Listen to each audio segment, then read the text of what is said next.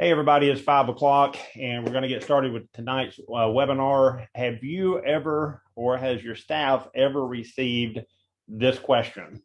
Do you take insurance?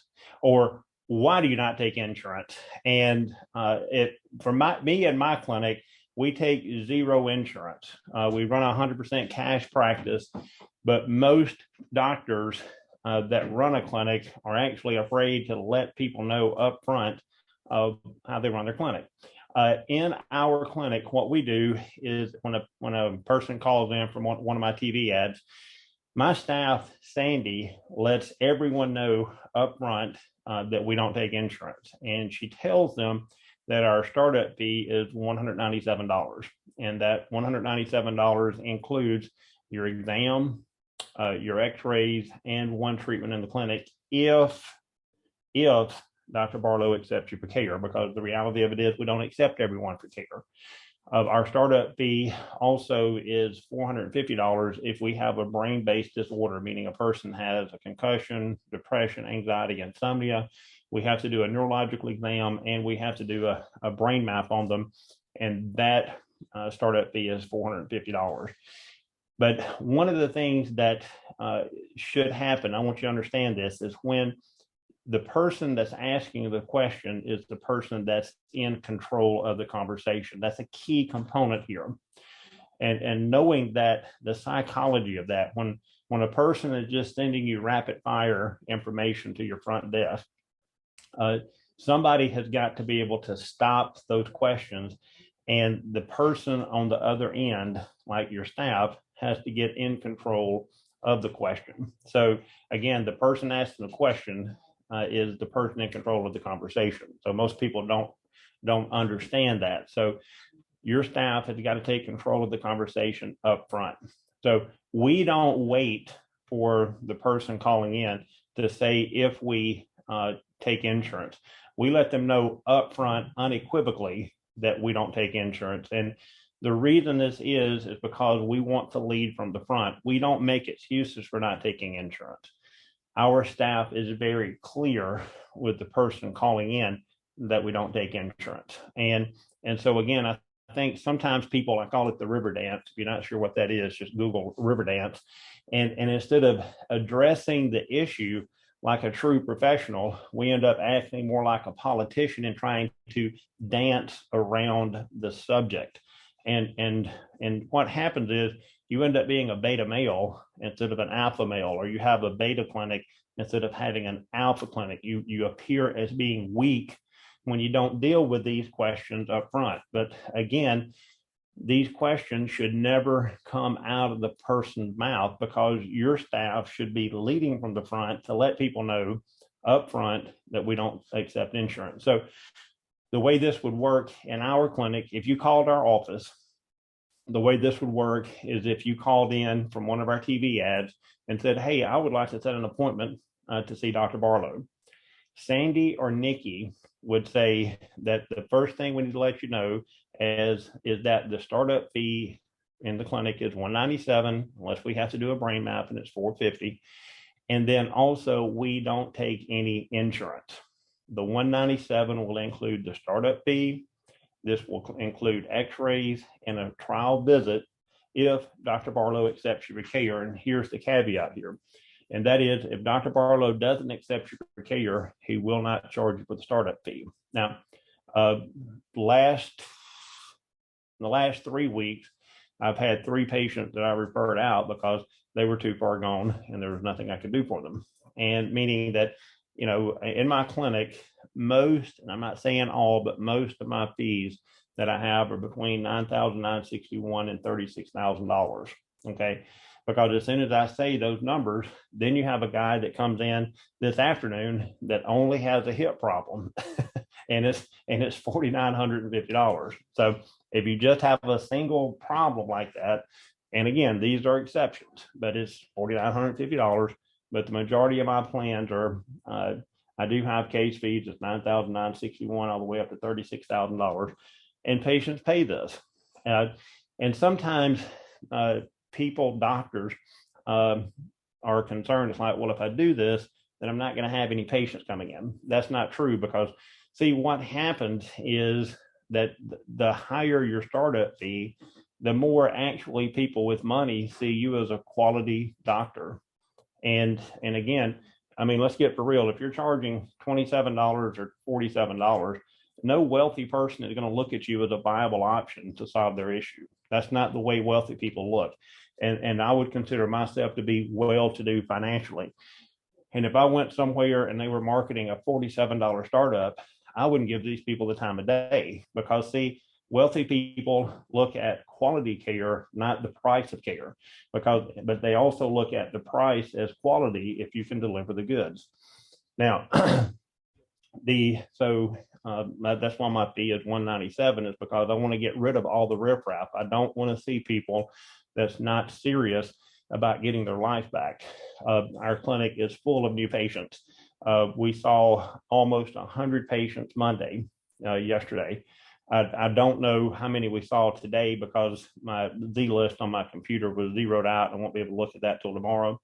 And then we've got 79 patients coming in tomorrow all day. And then we have over 70 coming in on Thursday.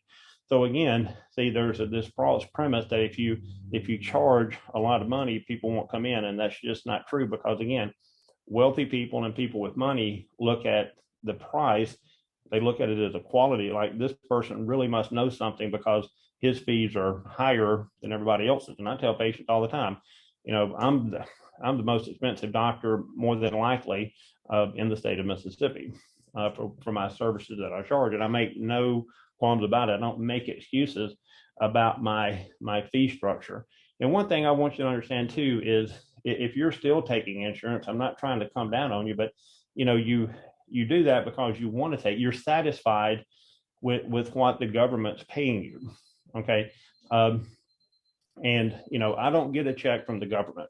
Okay. I don't go to the mailbox every week or every month and expect the government to pay me for seeing someone else. I stand on my own 2 feet with my intellectual prowess, and as a board certified chiropractic neurologist and a diplomate in functional neurology, and my communication skills. And that's the key component is I think that most people, they have very poor marketing. They have very poor communication skills. They have very poor observation and neurological exam skills. So what they have to do is they have to go with the lowest common denominator is, if I don't take insurance or I don't take Medicare, or if the government doesn't pay me, then I can't make a living. And here's what I'll say, shame on you for thinking that way. Because you're just taking government handouts. and again, I don't know, and there may be people like this, but anyway, most people that take government handouts are just they're living paycheck to paycheck. Okay, because you're never going to be able to come up with your true value of who you are, because you're taking money from insurance companies. Because I've charged a fair market value for the neurological conditions that I see, and people pay me for that. And so in my seminars that I give, I go through exactly how you answer the phone, and I just gave you that with my staff. And I'm hesitant to give out my office number because I don't need my staff getting hammered with all the doctors, calling them and saying, hey, I'd like to set an appointment. Let me go through your phone script and all that. I can do that with you if you come to my seminars, and I just gave you that information now. But because very, very, very seldom, I'm not saying it never happens, I'm saying it very seldom ever happens. When I go over a startup, when I do an exam, because I communicate and I control the communication with the patient, they're more concerned about getting better, and they're more concerned about, am I going to accept them for care, than they are worried about the time and the money to solve this problem. And then when I go over the financial aspect of care and their investment that they will have to make, mostly, this is another thing, most of you, when you come in, you're going to say, this program is going to cost you X, okay? And nothing in here is a cost, it's all an investment. So see, your verbiage has to change. Your mindset has to change, because when you start telling a patient, this is going to cost you if you do care, I mean, just think of the negative connotation of that. And so see, this is an investment. It means you pay a certain fee to me and as an investment, and you get your life back.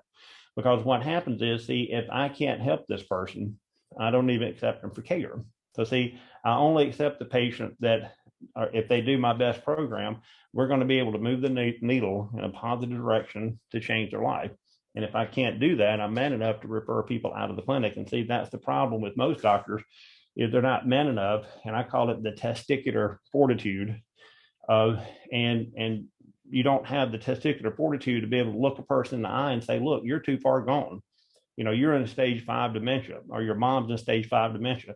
I can't do anything for her. Matter of fact, nobody can do anything for her at this time. I cannot accept you for care. You should have been in here 10 years ago. That's not being an a-hole. That's just stating facts. Okay.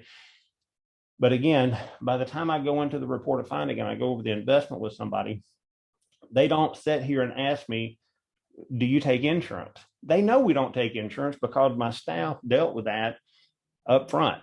Okay, so here's basically the verbiage that my staff is going to go through. Ring, the phone calling, they call in. And see, when a person calls in and says, I'd like to set an appointment, I mean, my 18-year-old grandson could set that appointment, okay, if we took insurance, because it takes no, intellectual prowess to do that. Sure, set an appointment.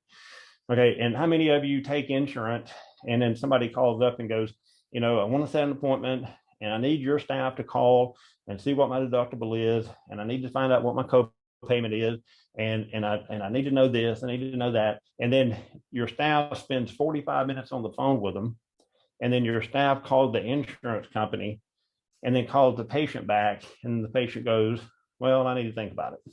Okay, and your staff has wasted an hour of their life they're never going to get back, and then this person's got to think about it. And see, in our clinic, there's nothing to think about. That is, ring, phone call, and then I'd like to set an appointment. And Sandy or Nikki will say, we'd like to set you up with an appointment, but before we do that, you need to know, number one, the startup fee is $197. They already know that because they either came in from a referral from somebody that paid $197, or they saw me on TV, and guess what it says on TV? Startup fee is $197. So they know it's $197, and then my staff lets them know that we don't take insurance. And I don't know what it is psychologically that happens to a patient, but when you tell somebody the truth up front, okay, they have to make a decision. Either I want to set an appointment, or this is the end of the relationship. And either way, I'm okay with it, because I market and I spend $16,000 a month on my marketing campaign, because you know what? If this person doesn't come in, the next one will. And if this person doesn't do care, the next one will. And see, that's the problem with most of you, is if I were to ask you about your marketing campaign, it would be so weak that it would be borderline pathetic. Okay. And so I market $16,000 a month. So when the phone's ringing off the hook, my staff is answering the phone. It's $197. We don't take insurance. And your spouse, and see, this is the important. You got to bring in your blood work with you. Your spouse has got to come to the clinic. Okay. And so it's not just we don't take insurance, it's your spouse has to come in and you have to bring blood work in. Okay. And see, the problem is most of you are just nothing but doormats, getting kicked in the sack, because you're just hoping patients are going to come in, because you're that beta male that can't stand up there and look somebody in the eye and say, we don't take insurance. And if somebody were to ask me, why do I not take insurance? I'd tell them point blank, because I don't have to, because I see people from 17 different states, and those people don't come in here because I take insurance. They come in here because I changed their life. And again, and it's the honest to God truth, I don't take insurance because I don't have to take insurance, but you may not be able to say that. But the point is, if you're taking insurance, you are literally a slave to the insurance company. You do not predict your income. You do not predict your value. The insurance company does that. And it's probably going to say $35 a visit or $70 a visit or whatever. But see, you don't get to determine how much you're worth. An outside entity does that. And also, I tell patients, if I took your insurance, I would not be able to help you any more than the next doctor that you've seen. You've been in this medical merry-go-round for 20 years, and every doctor you've seen took your insurance. And when a patient comes in and says, I know this is my phone, but we're going to play like this is an insurance card. Here, doc, this is my insurance card. At that point, the doctor no longer works for you. He works for the insurance company. So you're just a breathing entity so he can get paid. And whether you get better or not is irrelevant because he's going to get paid whether you die, get better, or get worse. So the point is, it's the way that you handle the patients. Okay. And again, stop doing the river dance. Stand up front, look them in the eye, and let them know this is why you don't take insurance. But if you keep getting this question about at the report of finding or your startup fee, you're not managing the patient's expectations. You're not controlling the conversation because these answers should have been taken care of at the beginning, because I need to know that I've got a person sitting in front of me that's qualified, that has the financial means to pay for the care, and also they know that we don't take insurance. So with that being said, again, we come in, do the x-rays, we do the neurological exam, and in the exam, I even tell a patient, there's a certain part of this exam that I go into that I tell the patient, when we get to this part of the exam, this is going to tell me how neurologically compromised you are. And this is going to let me know how long it's going to take to optimize your recovery. Now, this is what I know. When patients come into this clinic, their problem is worse than what they thought in most situations. But the problem is worse than what they thought. It's going to take longer than what you thought. And the financial investment will be more than what you thought. And I have, as of yet, had a patient ask me, Doc, what do you mean by that? Because I see chronically screwed up people. And think of it like this as well. Let's just pick a number. Let's say that my care plan on a patient is $15,000. Let's just pick that number, simple number. Okay. Now, the average, if you were to Google this, and I don't know what the number is because I don't take insurance, but talking to doctors out in the world, the average deductible is about $2,500. Most of the people that I see have been suffering with pain for 10 to 12 years with this problem. Now, let's just do the math on this, just to keep it simple. At 10 years, you have a $2,500 deductible, okay? And you've been suffering with this for 10 years. So I know over the last 10 years, you've already paid out $25,000 minimum, because that's just your deductible, not your copayment. And see, this is where the weak ass communication from doctors, because doctors don't know how to communicate, and they just take an ass whooping when they get in here at their report of finding, because they're beta males. And so what happens is they don't know how to communicate that. So they just take an ass whooping, basically. And because of the poor communication in the startup, poor communication during your exam, poor communication in the report of finding. All right. But see, if somebody said something like, ooh, that's a lot of money, I wish you took insurance. And I go, well, the other doctors you've seen for the last 12 years took your insurance, or 10 years, and your deductible is more than likely about $2,500, because that's the average deductible. So you spent $25,000 over the last 10 years, and look at the mess you're in. And here's what we know. Over the next 10 years, you're going to pay another $25,000, and the problem is going to get worse, because you're in this medical merry-go-round that nobody cares about you, because all they want to do is get paid by your insurance company. But see, the patient has to know that, like in this scenario that I just went over with you, I keep looking at my clock to make sure I don't go over here, is that my program is $25,000, but the person before they came in has already paid over $25,000. And see, there needs to be a eureka moment. There needs to be a light bulb that goes off, because when you talk to people this way, then they'll go, I never thought about it like that. And see, that's your job, is to get people to look at things in another way, and to get them to understand, or get them to see it's like, I never thought about it like that before. They've already spent this money. All right. By the time they come into me, and whatever my care plans are, they've already spent that amount of money. They've wasted that amount of money going to doctors who can't help them. Okay. And when we look at the body as a whole, and we treat a person neurologically and metabolically, and from a regenerative standpoint, if you accept that patient for care, you're going to change their life.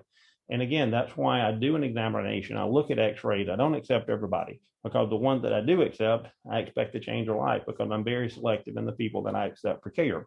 Now, let's use this as another example as well. Is somebody comes in and they say something like, well, I was hoping that he would take my insurance or whatever. Then my staff literally has a doctor's name here in Tupelo that we actually send patients to. We don't just throw them out into the wild. Okay. If you want your insurance, you want a doctor to take your insurance, we're going to send you to Dr. XYZ down the road. Okay. He takes insurance. Well, I was looking for a cheap doctor. Well, okay. Then we have 2 clinics here in Tupelo, Mississippi that will see you. There's 2 different doctor offices that will see you for $150, unlimited visits. We're going to send you those guys.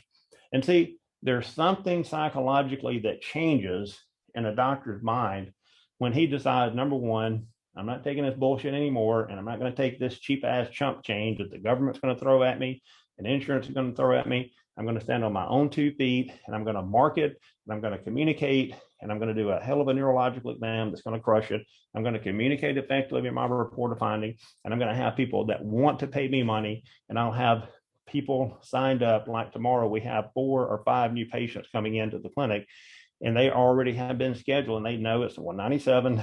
We don't take insurance. They got to have a job. They got to be retired, or their spouse has to have a job. We've already done these pre-screenings with these people. So I can't have a broke ass patient sitting in front of me. I mean, Grant Cardone couldn't close that person. All right. So anyway, in this situation, I can train you on how to do this, on how to get to the point to where if you choose not to, you don't have to take insurance. You don't have to take the breadcrumbs. You can actually charge a fair market value and get paid for your services. And so that's what I want with my profession is I want to train doctors how to do this, provide exceptional service. I want to show doctors how to dominate their market, not to compete in it, and then get exceptional results that nobody else has gotten. So I encourage you to stop being that beta male. And if your females on here, stop being the beta female. And stop bitching about your financial situation, because if you are, you're the only one that's going to change that by getting off your dead ass and doing something and keep going to seminars. The wrong seminars is not going to do that for you. Okay. I have my own seminar series, and my next one is coming up in Tupelo, Mississippi, and it's April the 22nd to the 24th. You can come in on Thursday and you can hang out with me all damn day. Okay. I'm here to change your life, and I'm here to show you how I can do that. And so my seminars that I'm going to be going over is level 3. It is a little bit more advanced, but you got to jump in this at some point. Also, one thing that's very important is I've written 2 books, and this is one of them, License to Heal. You can go online to licensetohealbook.com and you can get this. Very important thing is doctors that's in my consulting program, in my advanced consulting program, they know that to get to the next level, they have to write a book. And I have actually 2 books that doctors can get the rights to. Okay. And I show you how to use my publisher to get these books to number 1, and then how to market this on TV or on Facebook so that you become the authority in healthcare in your area. All right. And I want you to think about this. How many doctors in your area have become the number 1 bestseller at anything? And I can teach you how to do that. And I can teach you how to get these books published by the right author and get these books to number 1, and then how to market it so that we can drive people to your clinic, and then you don't have to take insurance anymore. So I wanted to talk for about 20 minutes, and I went over 3, which is common. So what I would like to do is I would like to open up the webinar for questions that somebody might have.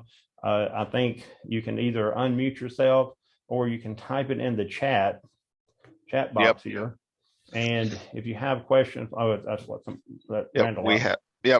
I'm monitoring those. So we actually have 4 different doctors that are asking questions. It revolved around the same thing. It's your 1 year program. If they were to purchase it, and it's your 1 year program, if it's paid in full, it's $37,000. And I'm trying to combine all of what their questions into one so you can answer it. Okay. They want to know if they attended 3. So could they come to 3 even if they're starting out and they haven't? That's one part of the question. And then the other one is, do you have people who are in the program who's already got a return on their investment, and if so, how long? That's kind of the summation of the. Okay. Well, I do have. Let me just add on to this. I do have 3 different programs for my consulting. One is a 6-month program, one is a 1-year program, and one is a 2-year program. The reality of it is, just like things that people don't want to hear, It's going to take 2 years to really master this. And when I say mastered, I'm not talking about knee or peripheral neuropathy of frozen shoulder. I'm not talking about that. I'm talking about getting into the program and me taking you to stratospherically to the next level that no consultant in chiropractic is going to do, because there's very few of us that are even board certified as a chiropractic neurologist, and there's very few of us that are even doing any type of consulting work. Okay, because most of them are broke as hell because they're still taking insurance because that's the only way they can make a living. All right. I have doctors in my program that when they started out were charging $45 a visit, and within 9 months they were charging $15,000 on their case fees. So this is something that happens over and over and over again, because the most of the doctors in chiropractic, the problem is they don't market to the right people. They're marketing to people everybody else is marketing to. I market to seriously chronically ill patients that are suffering with complex neurological disorders, and I can train any doctor how to do that. So, but to get your return on investment back, again, that's how fast the doctor wants to do it. But typically, it will take about 9 months to get your return on investment back. And again, once I give you this information through my seminars, you own that for the rest of your life. And so, again, if you want to go to the top of the top, to the best of the best, you need to listen to people who are already doing it. And again, I'm doing $36,000 case fees. Not everybody that comes in is a $36,000 case fee. Just like the gentleman that came in today, one of the guys that came in this afternoon, he just had a hip problem. And see, I have a hip problem program, but the majority of the people that I see have complex neurological disorders, and that's where the money is. And this is what I'm trying to train chiropractors that can get out of their own way and want to learn this stuff, how to get to this level of helping people that nobody else can help. Because I can teach you knee and frozen shoulder and peripheral neuropathy, but you know what? Every other consultant can do that as well. But they're not going to teach you the neurological component behind it and how frozen shoulder affects your brainstem, which affects dopamine and serotonin, that affects gut motility, depression, anxiety, and insomnia. And that's what I do. And this is how I change people's lives. So, Randall, tell me what I need to do to polish that up a little bit. No, that's good. I think you would hit well on that. You also, you can point out, how long did it take Brian when he was, from the time he enrolled in your program to now he's a #1 bestseller, and he's, charging the Brian Petrie. Yeah. It took him less than a year. Because see, and he'll tell you, if I wish he was on the webinar tonight, but he's one of the doctors in my program, and he signed up for it and bought the rights to my book. And I kept telling everybody, you want to go stratospheric, you got to become a leading author. Okay. And I can show you how to do that. You can get the rights to this book. We can get it as #1, and we can give you TV ads to actually, or show you how to do TV ads to actually become the guy or gal in your area. And he called me up after his book went to #1. He goes, man, you were telling us the truth. It's like when you become a #1 published author, things change in your clinic. It changes in your marketing. It changes in the perception in the public. Everything changes at that point. But see, as a consultant, I've got to be able to give you things that no other consultant can do. I can, give you the rights to 2 books that are two #1 bestsellers. I can give you my publisher who can help get the rights to these books. And literally within 3 months, you will be a #1, or you should be. I can't guarantee anything, but you should be a #1 bestseller in these books. And we can show you how to do that, and then how to set all of your marketing up around that. And then when patients come in, how to do a head to toe neurological exam, how to interpret that, how to put a person on a care plan. But then again, you don't accept everyone that comes into your clinic, because we can't help everybody, because some people have gone too long and there's just no return from that. And you got to man up and just tell people this stuff. It's like, look, I wish I could help you, but you're just too far gone. And if you're too far gone for me, you are in serious, serious trouble. But that's what happens a lot of times when people, not a lot of times, but it does happen when people come in. I think the from me talking to doctors that are in your program, because we talk to all of them, hands down, the thing that the comment about the most is they never realized that they had always had these people coming into their clinic when they were marketing for a knee or marketing for a shoulder or whatever it was, and they were only able to recognize the knee, the shoulder, and that's what makes your program powerful. Because we all have blind spots, and I think Randall, you said it one time, you can't see yourself when you're in the picture.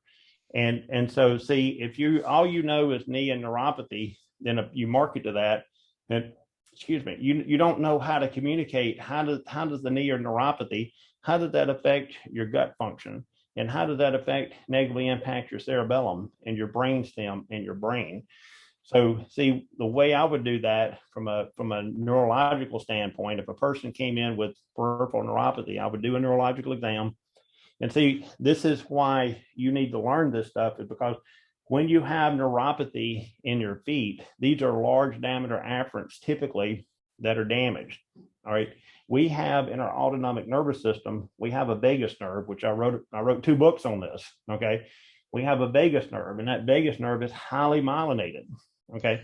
What damages our peripheral nerves? Well, there's a lot of things: anemia, blood sugar, inflammation, autoimmune disorder, gluten, sodas. So those things damage our peripheral nervous system, and we get numbness and tingling and pins and needles, just as a simple example. But our vagus nerve is highly myelinated, and this is where we get this dysautonomia with our heart, our lungs, and this is why I tell patients, when I see people with peripheral neuropathy, then also there's this nerve that's called the vagus nerve that's damaged, that controls your heart, lungs, liver, kidney, your gut. And I need to ask you, tell me about bloating, distension, and constipation. And that's the question tomorrow you need to ask all of your new patients. Also, when you have a bad gut, this typically leads to a bad brain, which leads to the first sign of a bad brain is mental fatigue. So tell me about your focus, attention, and concentration. So see, just by asking those questions, you've taken this problem from a peripheral nervous system problem to a gut problem to a brain problem. Okay. And I'm going to tell you the little secret. That's where the money is, because there's very few people, okay, that know how to address and actually stimulate brain function to bring it back online. It's called neuroplasticity. And what we're activating is brain-derived neurotrophic factors, okay? And you've got to know your shit to be able to help people with that, okay? You can hire a consultant, and they can go put some stimulation on their feet, and they can, put a laser on there. Well, what happens when people pay you thousands of dollars and that doesn't work? Okay, because if you're not addressing their autoimmunity, which gluten sensitivity is the #1 cause of peripheral neuropathy. Hello. So see, if you don't know that, that might actually answer why you're seeing peripheral neuropathy patients and not getting results. Blood sugar. Are you dealing with blood sugar? Are you dealing with anemia? Okay.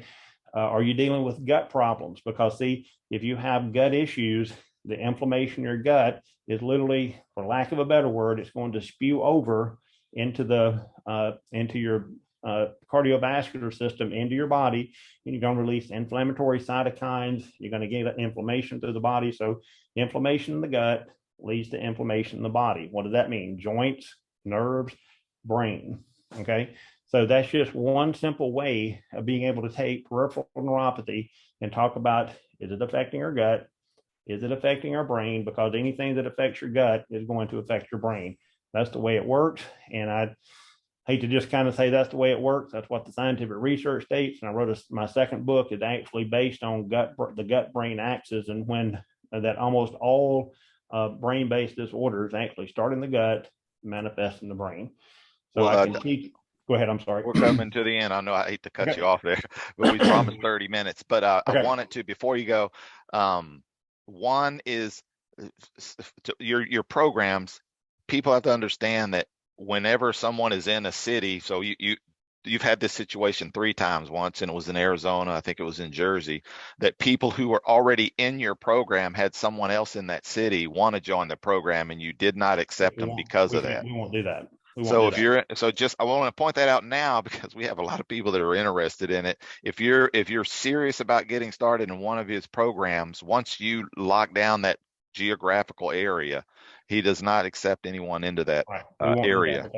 My job is to make you an expert and keep everybody else out. Okay. So really quick, because we got one and a half minutes left.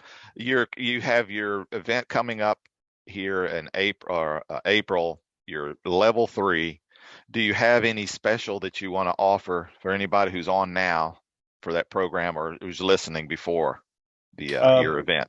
Here's what I can do is I charge 35. If you're not in my my marketing, my consulting program, I charge $3,500 to consult a doctor with a complex patient. What I'll do is between the now and this seminar, if you call my office, call my cell phone number. Should I give my cell phone number out? No, if they can we'll give them an info. Okay, just get the input. Okay, yep. Now the point is, I will consult you through the next month with a patient that you're not sure of about how to get them started, and that fee for that is $3,500 per person. But I won't charge anybody for that if they contact me, and I'll consult them with one patient between now and my level 3 seminar, and that's a $3,500 value that I'm just going to waive. Actually, they can email at info@barlowbrainandbody.com. That's info, info at barlowbrainandbody.com. And then we can take it and we can connect you from there. Okay. All right. Thank you, Randall. Thank you, everybody, for listening. All right. Thank you. See you guys. Okay. Bye-bye.